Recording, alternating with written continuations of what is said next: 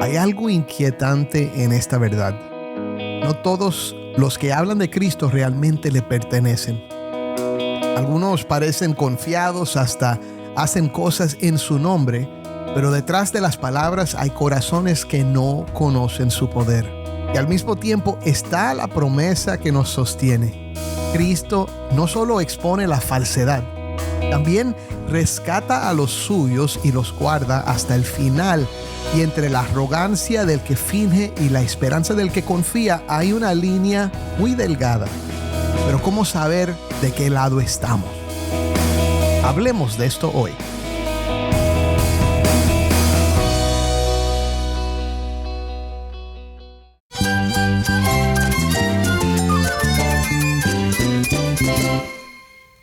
Cristo es mi todo. Cristo es el Rey del universo, es quien guía nuestras vidas. Él es grande y amoroso. Él es real. Solamente Jesucristo es nuestro Señor y Salvador.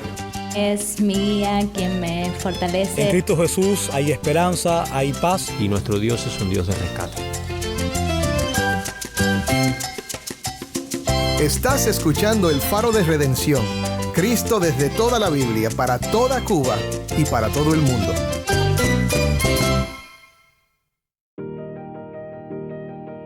Hola, soy el pastor Dani Rojas, el director y locutor del Faro de Redención.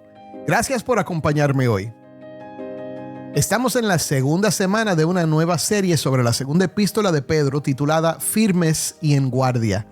Esta es la última carta que el apóstol Pedro escribió antes de su muerte y contiene un mensaje urgente que la iglesia necesita escuchar con atención. Hoy vamos a mirar de frente a una verdad incómoda y a la vez llena de esperanza. Vamos a ver cómo Pedro describe a los falsos maestros con palabras tan fuertes que nos obligan a preguntarnos cómo es posible que alguien hable de Cristo, pero viva tan lejos de Él. Y en medio de estas advertencias vamos a descubrir algo aún más profundo. La gracia de Dios que no solo desenmascara la mentira, sino que también sostiene a los que son verdaderamente suyos. Si tienes una Biblia, busca Hechos capítulo 8 del 20 al 23 y quédate conmigo para ver a Cristo en su palabra.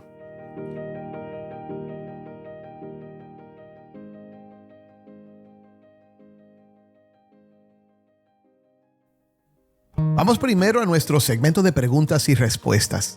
Cada lunes contestamos una pregunta que recibimos en nuestra audiencia y esta pregunta llegó de Rocío a través de WhatsApp. Si Cristo fue tentado en todo, ¿fue tentado también sexualmente? Para contestar la pregunta tenemos hoy a Jorge Pérez Montes. Él prefiere que le llamemos Jorgito y Jorgito es candidato para anciano en la Iglesia Bíblica Palabra de Vida, donde el pastor Uziel y Darío Hernández son pastores en Bauta. Así que gracias por esta respuesta, Jorgito. Si nuestro Señor Jesucristo fue tentado en todo, también fue tentado sexualmente. Esa es la escritura respecto a este tema. En Hebreos 4:15, hablando de nuestro Señor, diciendo: porque no tenemos un sumo sacerdote que no pueda compadecerse de nuestras flaquezas, sino uno que ha sido tentado en todo como nosotros, pero sin pecado. Entonces sí, nuestro Señor Jesucristo sí fue tentado sexualmente, como dice la escritura, fue tentado en todo, pero aclarando que sin pecado, o sea, Él nunca pecó. Ahora, ser tentado no significa pecar, sino que nosotros pecamos cuando cedemos a esas tentaciones, ya sea productos de nuestra propia concupiscencia o de los ataques externos de Satanás. Pero nuestro Señor Jesucristo, alguien que no tuvo concupiscencia, alguien que no tuvo pecado, vivió en esta vida obedeciendo perfectamente los mandamientos de nuestro Dios, para que nosotros, teniendo fe en Él, seamos hechos justos o justificados por los méritos del Hijo de Dios. Gracias, Rocío, por esa pregunta y gracias, Jorgito, por esa buena respuesta. El lunes que viene contestaremos otra pregunta. Si tienes algo que quieres saber acerca de la Biblia, la teología o la vida cristiana, puedes enviar tu pregunta por Instagram, Facebook o nuestros canales de Telegram y WhatsApp. Y también por WhatsApp al número 1-909-237-8762. De nuevo, 1-909-237-8762. Y grábala para que podamos oír la pregunta en tu voz.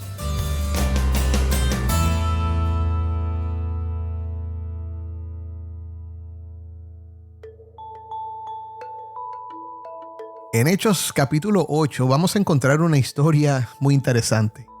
En Samaria, un hombre llamado Simón ejercía la magia en aquella ciudad y había engañado a la gente de Samaria haciéndose pasar por algún grande.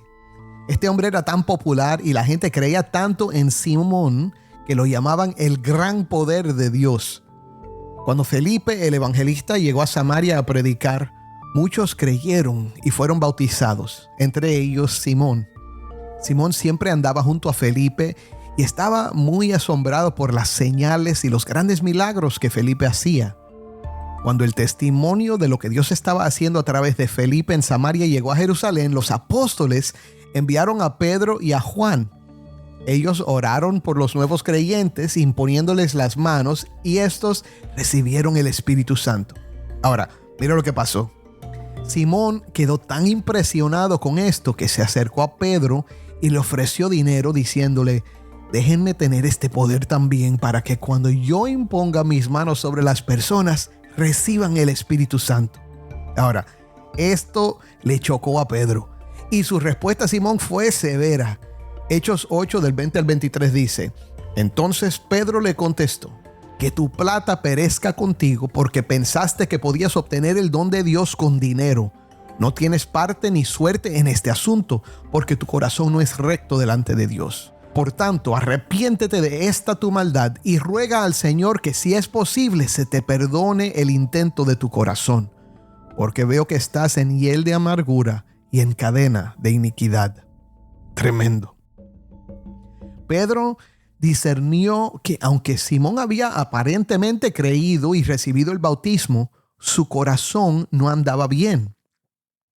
La Biblia no nos dice más acerca de este Simón, solo que le pidió a Pedro que orara por él para que no le pasaran estas cosas. Pero referencias posteriores en ciertos escritos cristianos tempranos lo identifican como el fundador del gnosticismo, una herejía que ofrecía la salvación a través del conocimiento secreto, y como el hereje arquetípico de la iglesia cristiana.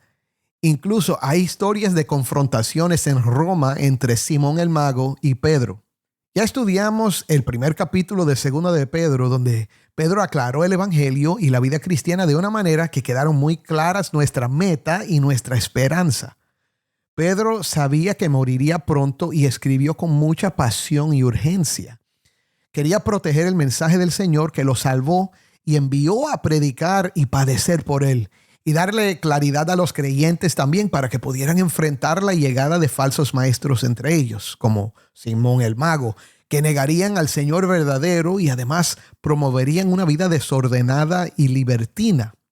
En el programa anterior estudiamos 2 de Pedro 2 del 1 al 10 con nuestro panel de pastores y vimos ahí dos promesas importantes. La primera es que Dios no dejará al culpable sin castigo. Dios es paciente y no desea que nadie se pierda, por lo que permite que los falsos maestros permanezcan entre nosotros por un tiempo. Sin embargo, Dios también es justo, y el que no se arrepienta enfrentará la justicia de Dios en el día del juicio. Pedro fue muy directo y claro, diciendo en el versículo 3, el juicio de ellos desde hace mucho tiempo no está ocioso, ni su perdición dormida. La segunda promesa también se basa en la justicia de Dios. Así como su justicia resultará en condenación para los impíos, también resultará en rescate para quienes acuden a Cristo. Cristo llevó nuestros pecados en la cruz y nos compró con su preciosa sangre. Estas dos promesas, Dios castigará a los impíos y Dios rescatará a los piadosos, nos motivan a vivir vidas santas y llenas de esperanza a pesar de las pruebas y persecuciones del mundo. También nos fortalecen para permanecer firmes ante los vientos de la herejía. Pedro continúa con el tema de los falsos maestros, enfocándose en ciertas características que estos poseen y que nos pueden ayudar a identificarlos. El apóstol quiere que al recordar lo que es el evangelio y lo que debe ser la vida cristiana, podamos percibir cuando alguien que profesa ser uno de nosotros en realidad no lo es. Estas características indican que los que las poseen quizás no sean creyentes verdaderos, aunque afirmen serlo. Escuchemos el texto de hoy en la voz de Taimí, que nos acompaña desde Bauta, Cuba. Esto es 2 de Pedro 2, del 10 al 16. Atrevidos y obstinados, no tiemblan cuando blasfeman de las majestades angélicas. Cuando los ángeles, que son mayores en fuerza y en potencia, no pronuncian juicio injurioso contra ellos delante del Señor. Pero estos, como animales irracionales, nacidos como criaturas de instinto para ser capturados y destruidos, blasfemando de lo que ignoran, serán también destruidos con la destrucción de esas criaturas, sufriendo el mal como pago de su iniquidad. Cuentan por deleite andar en placeres disolutos durante el día. Son manchas e inmundicias, deleitándose en sus engaños mientras banquetean con ustedes. Tienen los ojos llenos de adulterio y nunca cesan de pecar. Seducen a las almas inestables. Tienen un corazón ejercitado en la avaricia. Son hijos de maldición. Abandonando el camino recto, se han extraviado, siguiendo el camino de Balaam, el hijo de Beor, quien amó el pago de la iniquidad. Pero fue reprendido por su transgresión, pues una muda bestia de carga, hablando con voz humana, reprimió la locura del profeta. Gracias, Taimí. Esto fue 2 de Pedro 2, del 10 al 16. En la primera mitad del versículo 10, Pedro identificó dos problemas serios en los falsos maestros. Dijo que andan tras la carne y desprecian la autoridad. El primer problema es que estos hombres tenían la idea de que no enfrentarían un juicio final. Esto es muy importante. Si no hay juicio final, ¿qué importa cómo vivimos? Tenían un conocimiento del evangelio, pero sin experimentar su poder. Es decir, conocían la doctrina, pero no conocían a Cristo. El cristiano verdadero no teme el juicio final porque está en Cristo. Cristo pagó por sus pecados y lo perdonó. Cristo lo cubre con su justicia y no hay quien lo acuse. Esta verdad es un gran consuelo para nosotros y necesito saberla y recordarla en todo momento porque soy a la vez justo y pecador. Tú también. No vamos a vivir perfectamente sin pecar, pero queremos agradar al que nos amó y se entregó por nosotros. Cuando pecamos, lo reconocemos y se lo confesamos a Dios para recibir su perdón. Después seguimos caminando. Pero es posible conocer la verdad aparte de la gracia de Dios. Y esto parece ser el problema aquí. Los falsos maestros razonan: si Cristo me protege del juicio final, las cosas que hago en la carne no tienen consecuencia. Y por este razonamiento equivocado y perverso, siguen los impulsos de la carne sin preocuparse o sin tener carga de conciencia. Mi hermano, eso es un descaro y es una espantosa tergiversación de nuestra fe. El segundo problema es que desprecian la autoridad. Esto en sí demuestra que no entienden el evangelio. El evangelio nos muestra que somos pecadores y que necesitamos reconciliarnos con Dios, pero no podemos reconciliarnos con Él porque estamos muertos en nuestros delitos y pecados. El evangelio viene con la promesa de perdón a través de la vida, la muerte y la resurrección de Cristo, y el Espíritu Santo nos da vida y une a Cristo, no solo como nuestro Salvador, sino como nuestro Señor, nuestro dueño. El dueño, piénsalo bien, tiene el derecho de decirnos cómo debemos vivir. ¿Cómo podemos recibir de Cristo el perdón sin el deseo de agradarle y agradecerle por este regalo inmerecido? Esa actitud humilde y agradecida es el producto del nuevo nacimiento. Estos hombres no lo han experimentado. Ahora, fíjate en estas cosas observables que sirven para indicar que algo anda mal. Pedro comienza con el segundo problema y luego regresa al primero. Primero, observa su arrogancia. Pedro dice que son atrevidos y obstinados, o sea, son atrevidamente obstinados. Es una arrogancia audaz. Thomas Schreiner nota que los falsos maestros tenían una confianza extraordinaria, pero desafortunadamente esta confianza no venía acompañada de sabiduría ni de humildad. Pedro sigue desarrollando la idea y dice: no tiemblan cuando blasfeman de las majestades angélicas, cuando los ángeles que son mayores en fuerza y en potencia no pronuncian juicio injurioso contra ellos delante del Señor. ¿De qué los acusa Pedro? Cuando dice que blasfeman, quizás pensemos que dicen algo que ofende a Dios, pero la misma palabra se traduce en el versículo 11 como pronunciar juicio injurioso. La idea es más bien que pronuncian calumnias. ¿Cómo entonces calumniaban a los ángeles? Bueno, no lo sabemos, pero el punto es que están tratando de una manera ligera o irrespetuosa a seres o personas que deben respetar, porque hasta los ángeles los respetan. Esta es una arrogancia espiritual terrible. Y hay personas incluso hoy que hablan de Satanás como si fuera un gusano, una cucaracha que pueden pisotear. Y esto es pura ignorancia. En Judas 9, en un pasaje muy parecido a este, Judas dice: pero cuando el arcángel Miguel luchaba contra el diablo y discutía acerca del cuerpo de Moisés, no se atrevió a proferir juicio de maldición contra él, sino que dijo: el Señor te reprenda. ¿Oíste eso? El arcángel Miguel no se atrevió a calumniar al diablo. No obstante, los falsos maestros asumen una autoridad que no les corresponde y a la vez desprecian la autoridad verdadera. No se someten a Cristo y se creen por encima de todo. Ahora, fíjate, el problema no es tanto a quienes calumnian, sino lo que demuestran con su actitud hacia estas majestades y el juicio que les espera. ¿Y qué demuestran? Mira lo que dice Pedro en el siguiente versículo, el 12. Pero estos, como animales irracionales, nacidos como criaturas de instinto para ser capturados y destruidos, blasfemando de lo que ignoran, serán también destruidos con la destrucción de esas criaturas, sufriendo el mal como pago de su iniquidad. Mi hermano, estos maestros que se presentan como creyentes revelan que son irracionales y al calumniar demuestran su ignorancia de la verdad. Pedro afirma que les espera destrucción en el día del juicio. Observa su arrogancia. Segundo, observa su autocomplacencia. El versículo 13 dice: cuentan por deleite andar en placeres disolutos durante el día. Los falsos maestros que se sienten por encima de la ley viven sin vergüenza. Aquí Pedro vuelve al problema de andar tras la carne.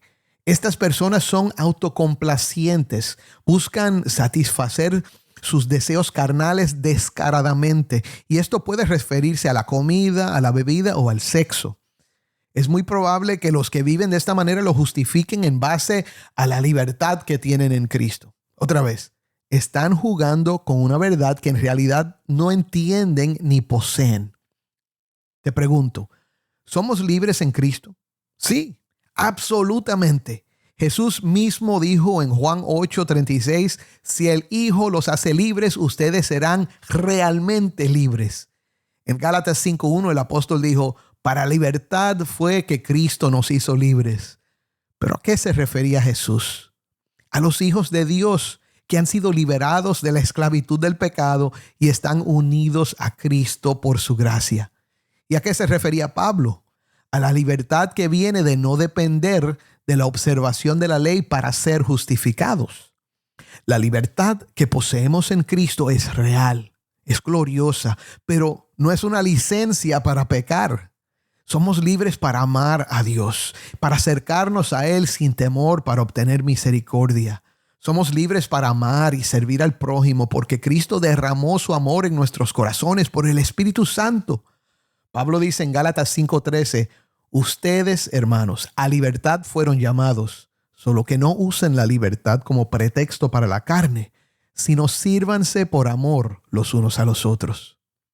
Mi hermano, los maestros falsos tienden a satisfacer los apetitos carnales abiertamente y usan la libertad como un pretexto para pecar y se burlan de los que no viven como ellos, creyéndose sofisticados y superiores.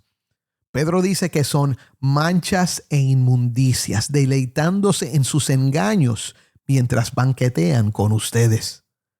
Pedro añade, tienen los ojos llenos de adulterio y nunca cesan de pecar. Seducen a las almas inestables. El griego dice literalmente teniendo ojos llenos de una adúltera. O sea, ven a cualquier mujer atractiva, ya sea casada o soltera, como una posible conquista. Siempre están buscando esa alma inestable para seducirla. Ahora, quizás no hagan las cosas totalmente al abierto y a veces se descubren solo cuando lo hacen muchas veces. Pedro quiere que observemos, pero también que confiemos en que Dios se ocupará de ellos. Por último, observa sus motivaciones.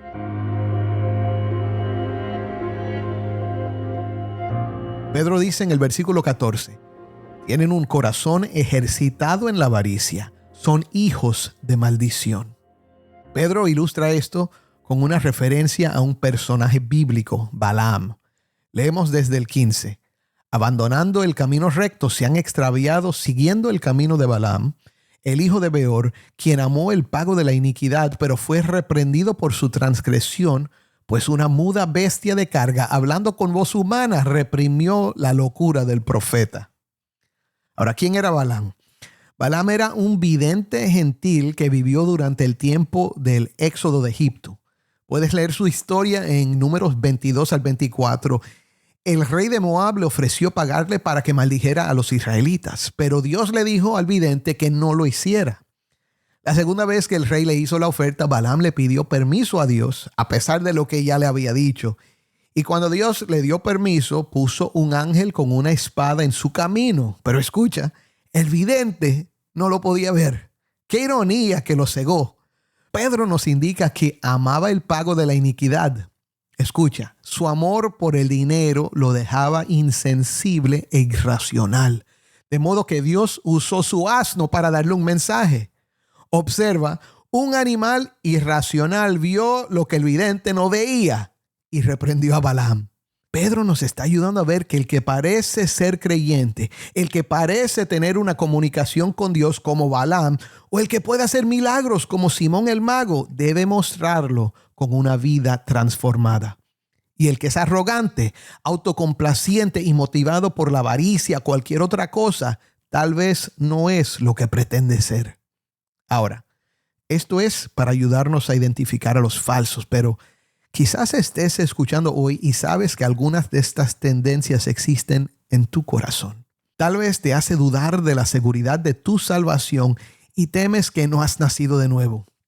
Si esto te preocupa, y es correcto que te preocupe, ¿qué debes hacer? Escucha, el Evangelio de Cristo es la solución.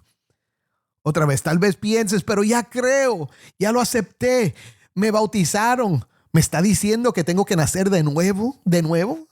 No, mi hermano. Pero si has estado prestando atención, el Espíritu Santo inspiró a Pedro a hacer todo esfuerzo para ayudarte por medio de esta epístola a recordar el Evangelio y el objetivo de tu fe. Recuerda que Cristo murió para el perdón de esos pecados que te preocupan. Confiésalos al Señor y recibe su perdón y entonces dedícate a ese camino de crecimiento que te va a madurar para que aprendas a resistir esos malos deseos que corrompen. Y si vuelves a caer, levántate de nuevo aferrándote al Evangelio y sigue caminando. Cristo es tu esperanza. Amén.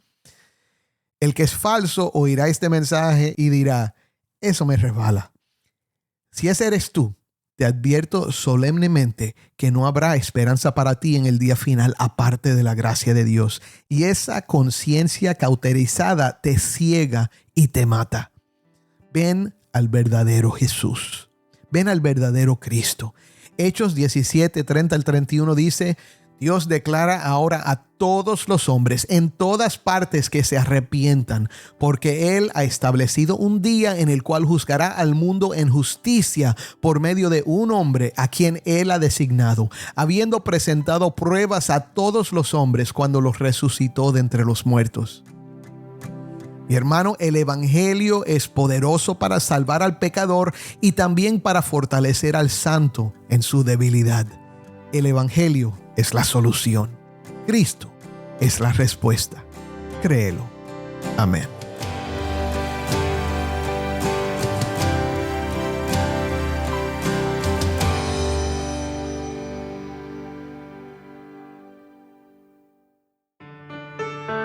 Soy el pastor Dani Rojas y esto es el Faro de Redención.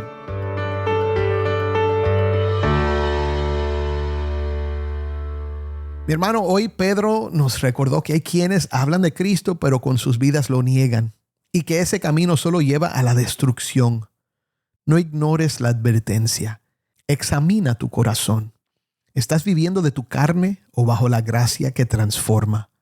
Cristo no murió para darte una excusa para seguir igual, sino para darte una nueva vida limpia, segura y llena de esperanza. Ven a Él, confiésale tu pecado y aférrate a su cruz.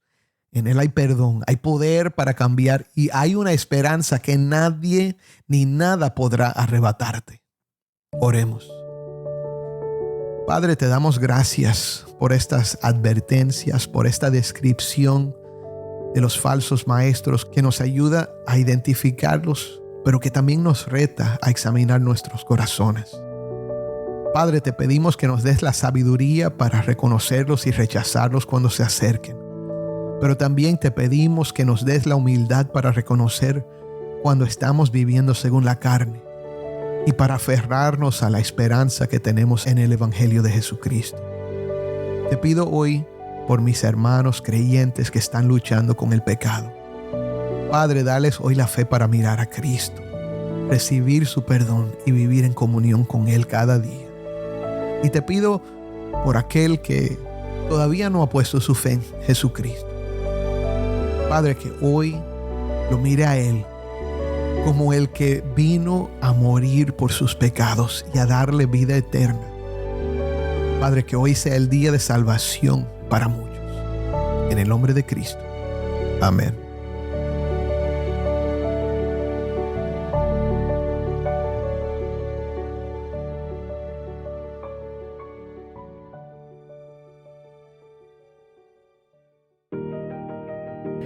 Antes de despedirnos, quiero compartir una oportunidad especial contigo. El Faro de Redención provee más que palabras.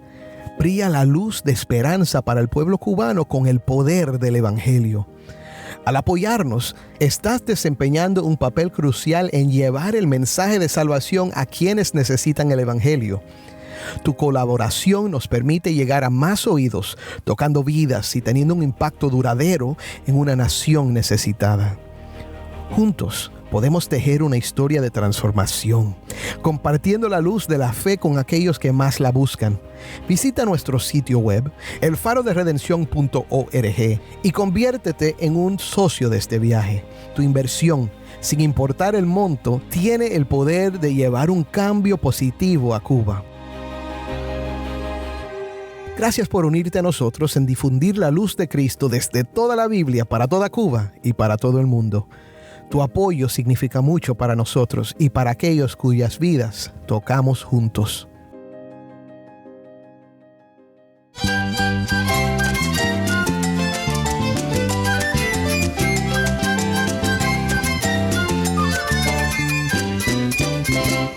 Soy el pastor Dani Rojas. Te invito a que me acompañes mañana en esta serie Firmes y en Guardia. El Faro de Redención. Cristo desde toda la Biblia para toda Cuba y para todo el mundo.